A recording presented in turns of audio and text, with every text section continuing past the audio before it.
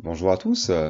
Aujourd'hui, donc, je vous propose une visite guidée d'Alexandrie d'après Assassin's Creed Origins, qui est sorti en 2017. Là, c'est la version PC en Ultra HD. Bon, je me suis fait plaisir, hein, j'ai acheté le gros PC gamer qui va bien, donc on a les graphismes au top du top, hein. Donc j'ai choisi le crépuscule, hein, pour qu'il y ait moins de luminosité, moins les rayons du soleil qui nous gênent. Vous remarquez évidemment d'emblée le phare d'Alexandrie, l'une des 7 merveilles du monde recensées par Diodore de Sicile. Et ce qui est vraiment bluffant, c'est que la reconstitution est vraiment fidèle à ce qu'était le phare. Le phare qui tire son nom de l'île du Pharos, hein, n'est-ce pas?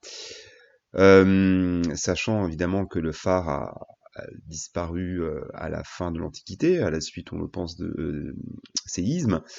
Et en tout cas, voilà, on a gardé des traces littéraires du phare, et ça correspond vraiment à ce qu'ils ont fait.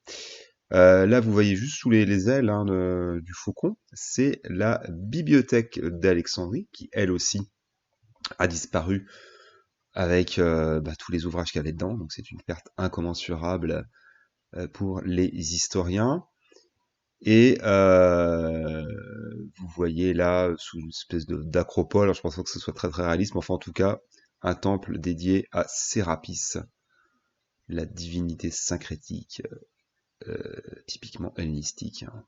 Donc voilà, le toit de la bibliothèque. Et donc on voit bien le plan effectivement en damier, hein, un plan hypodaméen.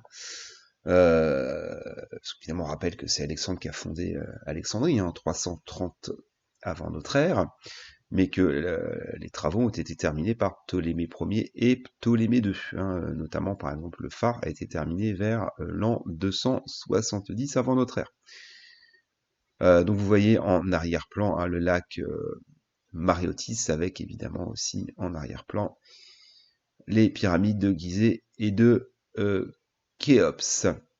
Donc vous voyez quand même, hein, la direction artistique de toute beauté. C'est quand même très très impressionnant.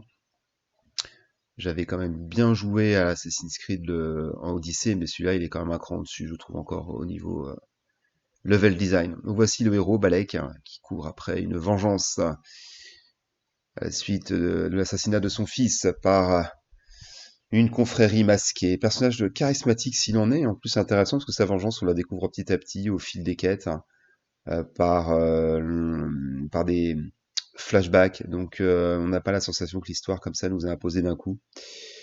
Donc vous voyez, voilà, quand même, c'est graphiquement vraiment très très impressionnant. Donc j'ai fait court pour le coup pour un galop d'essai. Je referai des vidéos de présentation des différents monuments, que ce soit des monuments égyptiens ou des monuments hellénistiques, parce que ça s'y prête quand même vraiment. Voilà, je vous remercie, allez, à bientôt.